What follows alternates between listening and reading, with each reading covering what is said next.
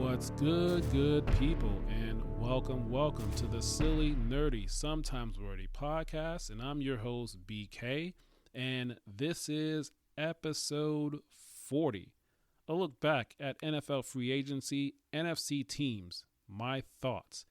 And this episode is going to be covering my thoughts on NFL Free Agency from the NFC side.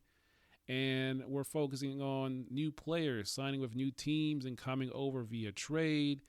And perhaps we'll look at some of the re-signings that happened that play with teams keeping their own players. What's going on, everybody? I hope everybody is doing very well.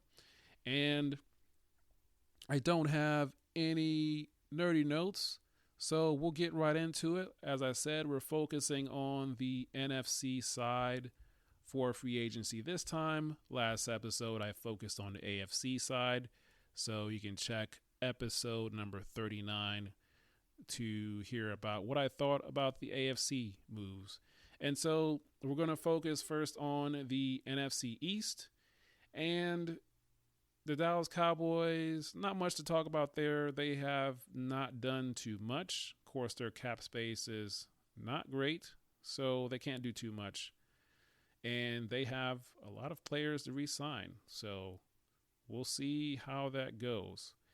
And let's focus on the New York Football Giants.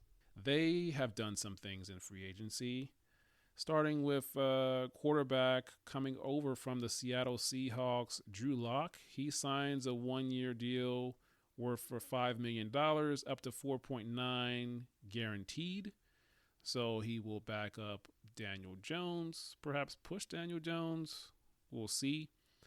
They also got a really, really big one. Edge rusher Brian Burns. He comes over from the Carolina Panthers.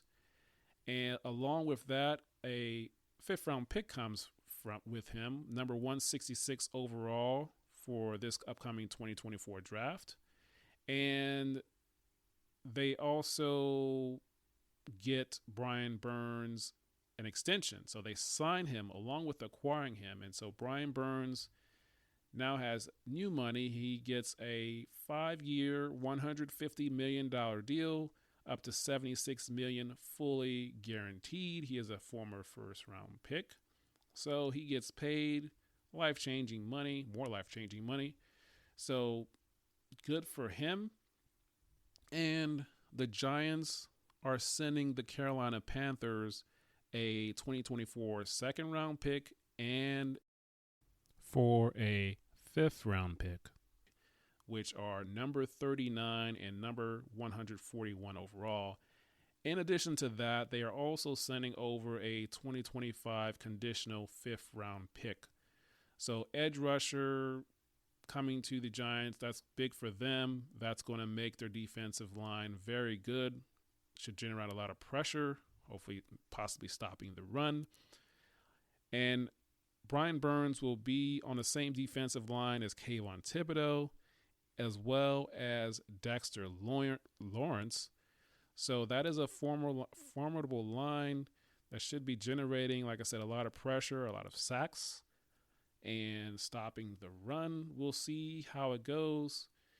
And, of course, the New York Football Giants are currently in draft position number 6 overall. So it's possible that they could draft a quarterback, but we will see how it goes. Right now, as I look at some mock drafts, right now, and they're coming from NFL Media, NFL Network, Italian evaluators. Lance Zierlein, his mock draft 2.0, he has the Giants drafting an offensive lineman, offensive tackle J.C. Latham. And as I look at another evaluator, Daniel Jeremiah of the Move the Sticks podcast, very good podcast if you love football. I like that podcast a lot. And he has the New York Giants drafting a quarterback. So he has them going with Jaden Daniels out of LSU. He is the recent Heisman winner. So that's good. We'll see how it goes. This is two of the evaluators, and why not? Let's look and see what Bucky Brooks has the Giants mocking them to. What does he have? I think he has an offensive player as well. He has wide receiver Malik Neighbors out of LSU going to the New York Giants. So 3 different opinions, and we'll see what the Giants do there with that pick, as well as their later round picks as well. That is the New York Giants. So let's go to the Philadelphia Eagles, and they have done some things. They've done a lot of things. The big one is Saquon Barkley. They signed the running back from the New York Giants, so Saquon will be able to give them the business twice a year. Saquon gets a 3-year deal, $37.75 with $25.5 fully guaranteed. That is big money for a running back. Running back these days don't get a lot of money. Christian McCaffrey is the highest paid, but Saquon, I want to say he is the highest paid, getting the most money since Christian McCaffrey. So this is going to be a great offense. They also get wide receiver Devontae Parker.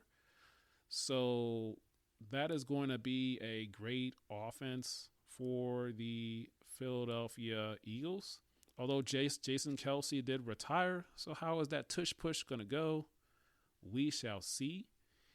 And we also have, I mentioned earlier on the AFC podcast that the Philadelphia Eagles acquired Kenny Pickett in a trade with the Steelers. And I'll mention it again. The Eagles are getting Kenny Pickett along with a 4th-round pick in this year's draft, which is number 120 overall. And then the Steelers sent a 2024 3rd-round pick, which is number 98 overall, and 2 7th-round picks for the 2025 draft. So Kenny Pickett will be backing up Jalen Hurts and perhaps filling in for him if he misses a game or 2. Can never have enough quarterbacks because last season there were 66 different starting quarterbacks. So can never have enough quarterbacks. Also, with the Eagles they got some offensive line help. Landon Dickerson, he gets a 4-year, $84 million deal, a max value of $87 million with $50 million guaranteed. And so he gets paid. And they've done some other things. Edge rusher Brian Huff, he gets a 3-year, $51 million contract. Don't have the terms of that. So they get also linebacker Devin White. He signs a 1-year, $7.5 million deal. And then C.J. Gardner-Johnson, he comes back to the Eagles after spending a year with the Detroit Lions. He comes back, the cornerback. He gets a 3-year deal up to $33 million. So, they also get kicker Jake Elliott, 4-year deal, $24 million. That's big money for a kicker. Also, Brandon Mann, 1-year deal, punter. Taking care of special teams. We also got a long snapper sign and gets a 2-year extension.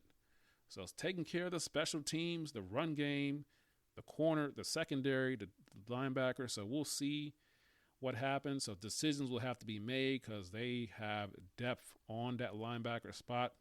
I imagine decisions will be made in training camp to get down to that 53-man roster. But the Eagles have done some work. They spent some money. So they haven't spent money on a running back since the Chip Kelly days. So it's been a while. But good for Saquon. We'll see how that offense goes. Definitely going to be a fantasy-friendly offense for sure. Moving on, I'll talk a little bit about the Washington Commanders. They've done some things, new head coach, new ownership. I imagine they will eventually change the team name and logo, perhaps. They get backup quarterback, Marcus Mariota. He signs a 1-year deal, $6 million, up to $10 million. So, Yeah, and then Austin Eckler comes over from the Chargers. He signed running back. He signs a 2-year deal up to 11.43 million, $3 million signing bonus, and with a base salary of $4.82 million in year one. They also get tight end Zach Ertz. He signs a 1-year $5 million deal. So they're doing some work. Guard Nick Algretti, I believe he was the guard from the Kansas City Chiefs. He gets a 3-year $16 million deal. Another offensive lineman, Tyler Badetz, he gets a 3-year $30 million deal. Dorrance Armstrong, edge rusher, 3-year $45 million. Dante Fowler, that's a good deal, good signing, edge rusher, signs a free agent deal. Frankie Louvu comes over from the Panthers, 3 years, $36 million deal. Bobby Wagner, longtime Seattle Seahawk, one-time Los Angeles Ram. He comes over on a 1-year deal, 8.5 up to $6 million guaranteed.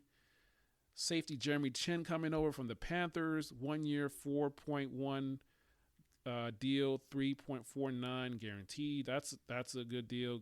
That's a good secondary player. So yeah, the Washington Commanders, solid signings. We'll see what they do at quarterback. They have recently traded their quarterback from last season to the Seattle Seahawks. They have traded him there as I get to that. So Sam Howell, formerly of the Washington Commanders, he goes to the Seattle Seahawks along with a 4th and a 6th round pick. And the Commanders are getting back a 3rd and 5th round pick for this year's draft. So we will see what the Commanders do. And they are at number 2 overall in the draft pick. So they are in prime position to get one of those quarterbacks. Caleb Williams seems to be the consensus number 1 overall. So I would say they're definitely going to get a quarterback. Let's take a look at some of the mock drafts. So Lance Zierlein of NFL Media, NFL Network, he has the Commanders getting quarterback Jaden Daniels out of LSU.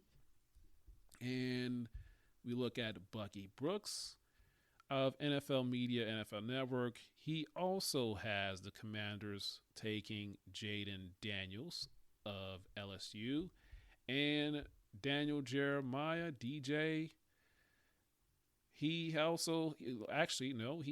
the Commanders taking a different quarterback. He has them taking Drake May out of North Carolina. So we'll see how this goes. Perhaps, maybe they get in on the Justin Fields sweepstakes. Who knows? But they're definitely going to be taking a quarterback, in my opinion. But we will see what happens in April. And that's all for the NFC East. Let's move on to the NFC North, where my team resides. But starting off, let's talk about the Bears for a little bit. Obviously, they have the number 1 overall pick, and they still have Justin Fields on the roster. The trade has not been made yet. So we'll see what happens. And there have been some quarterback moves that has happened. So there's becoming less and less teams, but there's still teams for him to go to, but perhaps maybe he won't get into a starting job, but we'll see.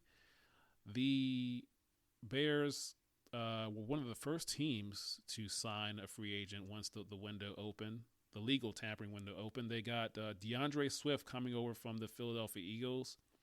He signed a 3-year, $24 million deal. I mentioned earlier on the AFC podcast that Keenan Allen was traded to the Chicago Bears, and I'll mention it again. He comes over from the Los Angeles Chargers. They're getting wide receiver Keenan Allen, and the Bears sent back a 2024 4th round pick, number 110 overall. Also, Dante Pettis, he signs a 1-year deal. And they also get Gerald Everett, tight end, 2-year, $12 million, 6.06 guaranteed. So good pass catchers for whoever's going to be the quarterback. You already have DJ Moore there. And now you add tight end Gerald Everett. And you add Keenan Allen, Dante Pettis. So a solid wide receiver group coming there along with running back DeAndre Swift.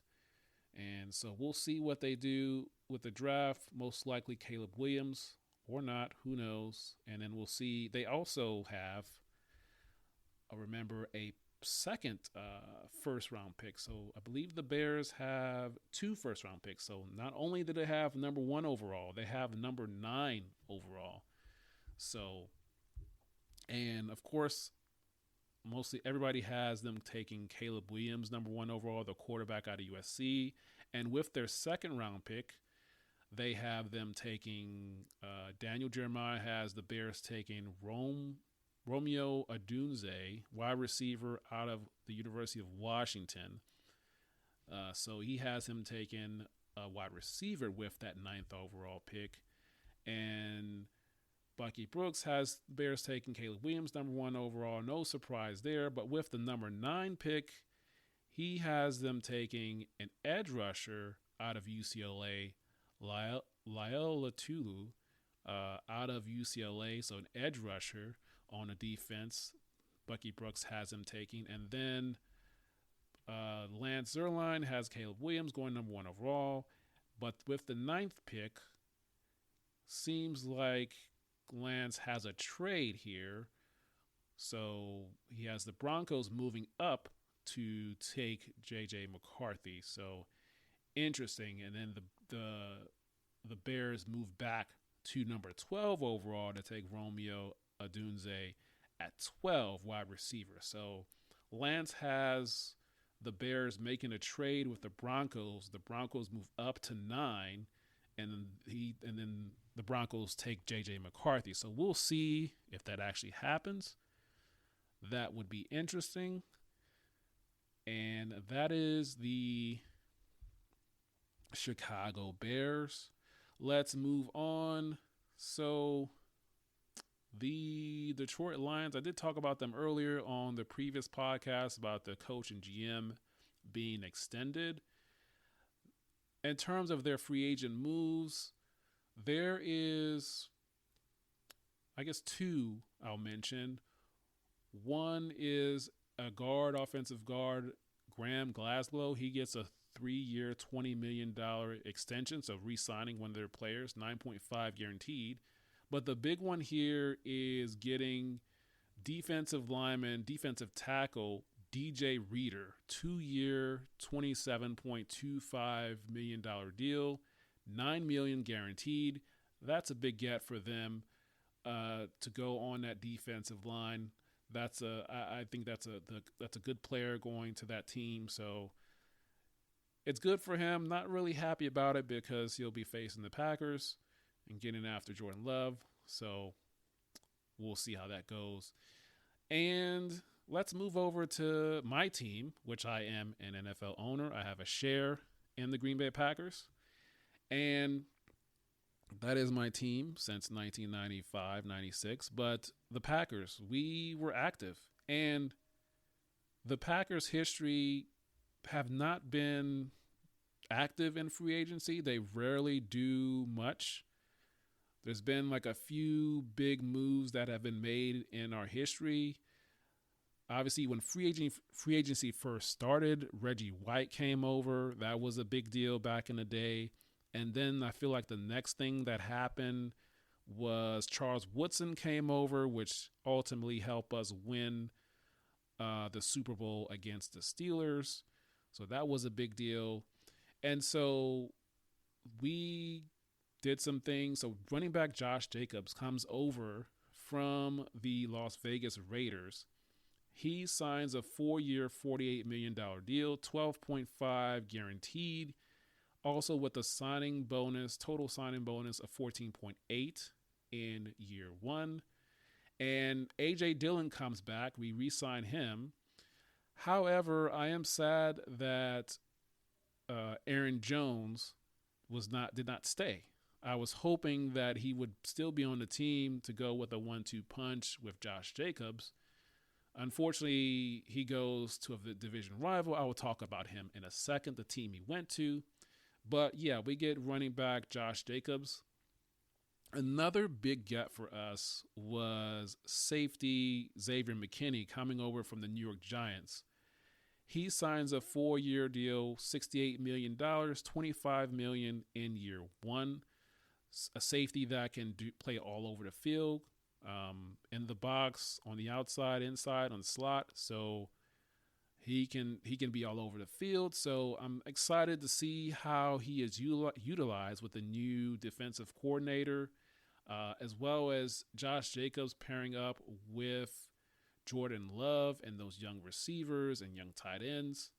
So those are the two big moves that the Packers made. And like I said, Packers don't normally do this in free agency. So it's a new day. So happy that they're able to spend this money, at least until they have to pay Jordan Love. Okay, let's move on to another NFC North team. I mentioned Aaron Jones. They weren't able to keep him.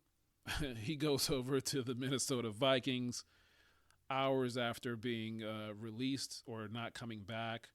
After being released. He goes over to the Minnesota Vikings. He signs a 1-year deal, $7 million. So we'll be seeing him twice a year. And Minnesota, they've done some things.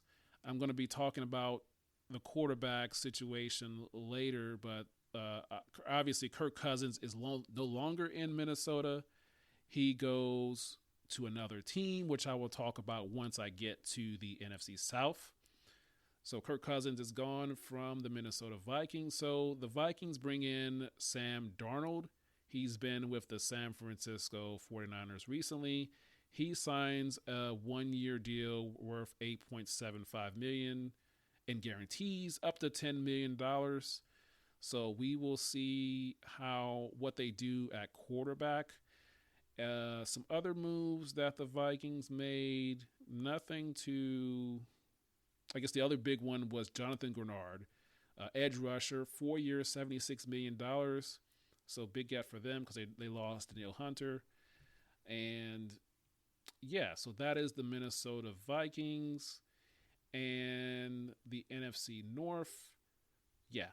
So let's move on to the NFC South. Well, I mentioned Kirk Cousins. He is no longer with the Minnesota Vikings. They didn't work out a deal.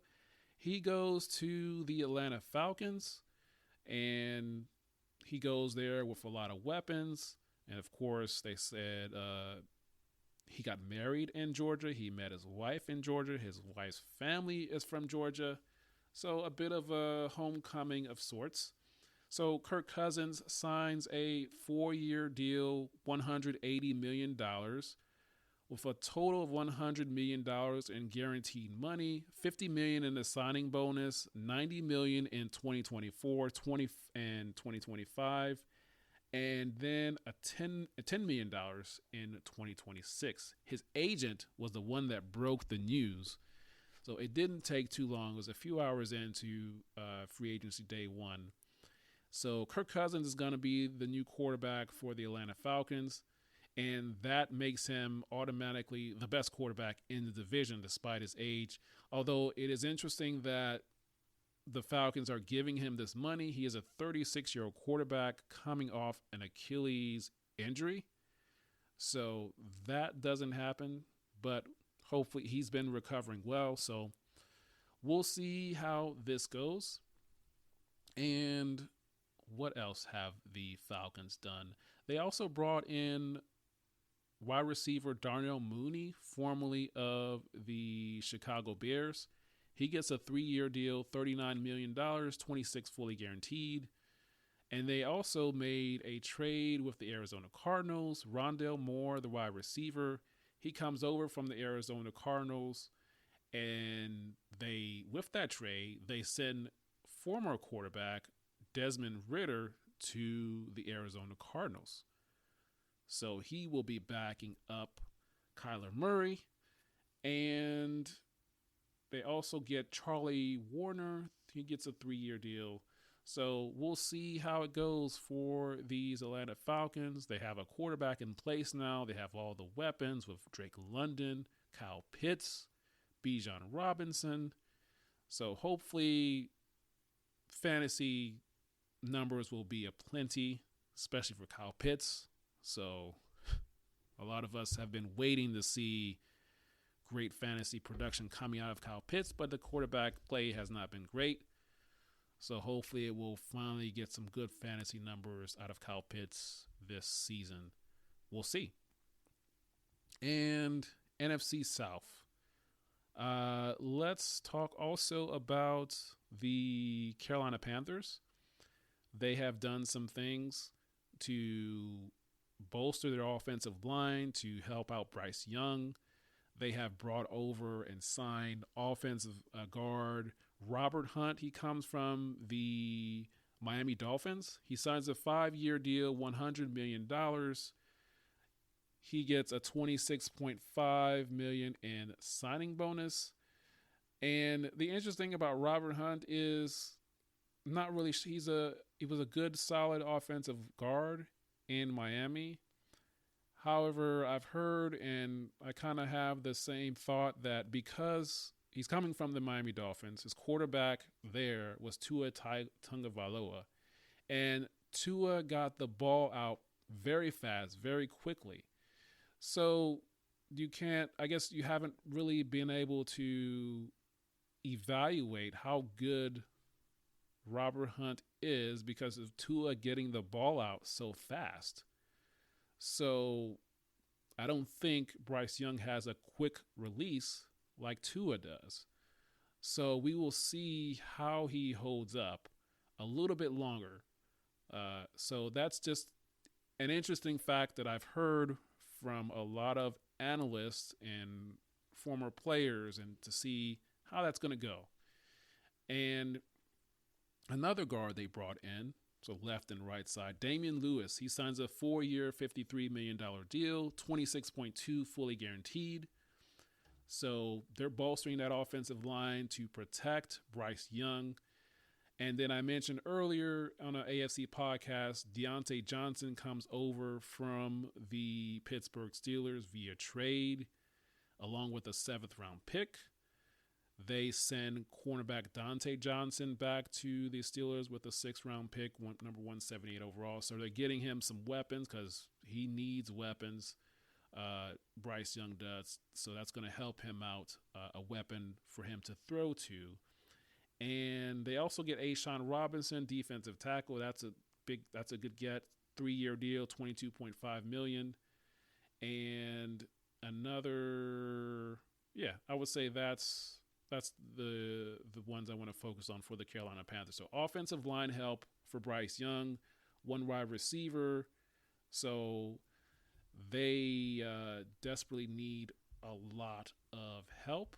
And the Carolina Panthers, obviously they made all that draft capital traded to the Bears. So I don't believe, they do not have a 1st-round pick, the Carolina Panthers, because of the trade they made last year to get to number 1 with the Bears. So their pick is with the Chicago Bears. So they don't have a 1st-round pick. So they're going to have to hit on their later round picks. So we'll see how that goes. The New Orleans Saints, they didn't really do much. It's not much to talk about. And just move on from them. The Tampa Bay Buccaneers, in terms of new players, they not much to talk about with new players. In terms of keeping players, obviously the big guess for them is keeping Baker Mayfield. He returns on a $100 million deal, $30 million in year 1. It has a max value of $115 million, $10 million fully guaranteed in year 2, $10 million for injury guarantee in 2025, which becomes fully vested next season. So they keep their quarterback, And also, they bring back wide receiver Mike Evans. Wasn't sure if he was going to be back, but they worked it out. He comes back on a 2-year, $52 million deal. So, yeah, a lot of re-signings. They got one. They got a few players to sign. Let's see, guard Ben Bretson, 1-year deal, $3.5 million, and Bryce Hall, cornerback, as well as safety Jordan Whitehead, 2-year, $9 million, max value of 10.5. And yeah, so the big thing for the Bucs is keeping Baker Mayfield and Mike Evans. So those two teams, the Tampa Bay Buccaneers and the Atlanta Falcons, will be battling it out for the division for sure. So we'll see how that goes. And lastly, let's talk about the NFC West. Obviously, I mentioned Desmond Ridder was traded from the Atlanta Falcons to the Arizona Cardinals and so they also sent over Rondale Moore as well. In terms of the Cardinals, not much here to talk about besides the Desmond Ridder trade. Not much I want to cover here. There isn't much what they've done. They do have a high pick. They are positioned at number 4 overall, and a lot of people are mocking wide receivers to go to them. A lot of people are mocking wide receiver, which is the best receiver in the draft, Marvin Harrison Jr. Yes, Harrison, son of Marvin Harrison, formerly of the Indianapolis Colts. They're mocking him to go there. So Bucky Brooks has the Cardinals mocking to draft Marvin Harrison Jr. Lance Zierlein has the Cardinals getting Malik Nabers, so different wide receiver. And Daniel Jeremiah has the Cardinals also drafting Malik Nabers, wide receiver, to get some help for Malik Nabers. It wasn't much in the NFC West. There was a move that just recently happened a few hours ago. Jimmy Garoppolo, formerly of the Las Vegas Raiders, of course, he signed that 3-year deal last offseason.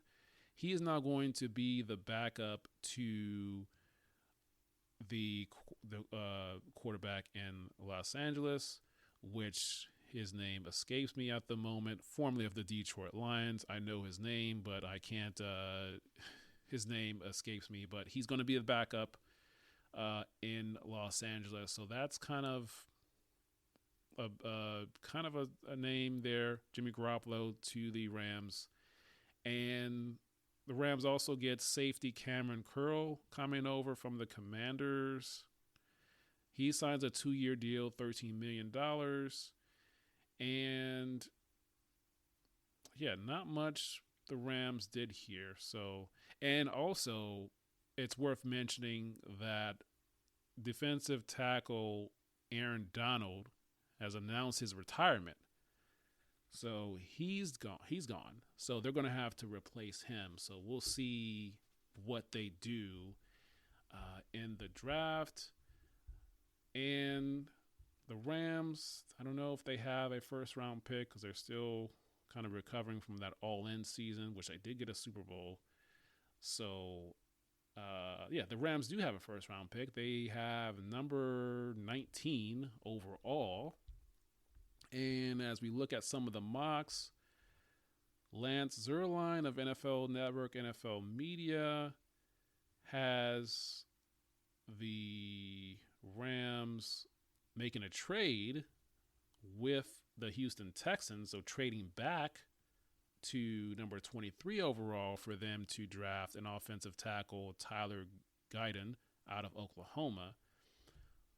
Bucky Brooks of NFL Media, NFL Network, he has the Rams staying at 19 and taking an edge rusher, Chop Robinson, out of Penn State.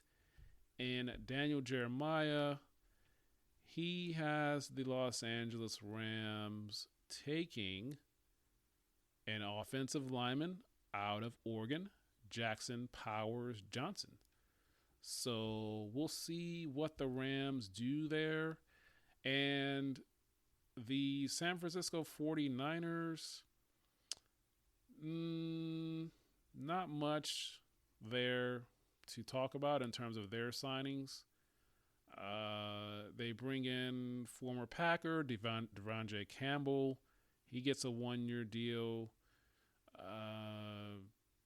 Not much here to talk about with the 49ers. Just kind of staying pat of what they have. So they lost a few players with Eric Armstead, but they should be fine. And the Seattle Seahawks, I mentioned earlier that they acquired quarterback Sam Howell, formerly of the Washington Commanders. And they get Sam Howell, they get a 4th and a 6th round pick, and they send back a 3rd and a 5th round pick to the Commanders. And the rest of the moves that the Seahawks made, nothing worth mentioning here. A lot of re-signings. And, they re-signed their tight end Noah Fant, 2-year, $21 million. He was solid. He was all right this past season. And, not much to talk about here with the Seattle Seahawks. And that is all for the NFC West and the NFC as a whole. So that's my thoughts on it. And I'm just going to check one last time to see if anything new has happened while I'm recording. And right now I see that, just checking my phone to see if any new moves happen. So no. So that's all for the NFC West. So that's my thoughts on the free agency frenzy dubbed by NFL Network. And, of course, there's still more free agency moves to be made all the way up until the regular season. I am still monitoring the Justin Fields situation. How is that going to end up? As well as T. Higgins. He requested a trade. What's going to happen there? And these quarterback-needy teams, what are they going to do? I'm talking about you, Las Vegas Raiders, Denver Broncos, possibly New York Giants. I mean, what's going to happen there? Perhaps the New Orleans Saints get involved. Who knows? We'll see what happens. Maybe if Minnesota gets involved as well.